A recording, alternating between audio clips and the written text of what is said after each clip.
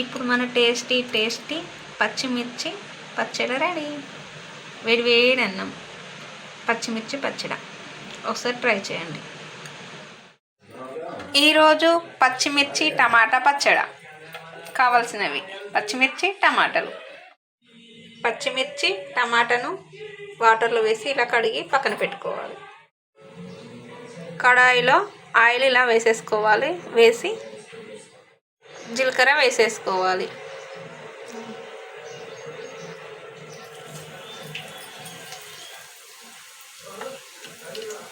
ఇప్పుడు పక్కన పెట్టుకున్న పచ్చిమిర్చి వేసుకోవాలి.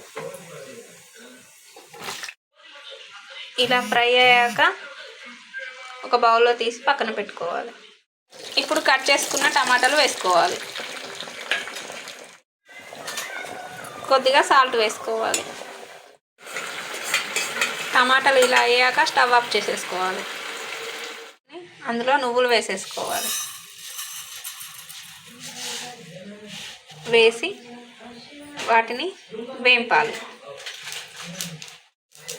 ఇలా వేగాలి. ఇప్పుడు మిక్సీ జార్లో ఫ్రై చేసి పెట్టుకున్న పచ్చిమిర్చి వేసుకోవాలి. వేంపి పెట్టుకున్న నువ్వులు వేసుకోవాలి. ఫ్రై చేసి పెట్టుకున్న టమాటా వేసేసుకోవాలి.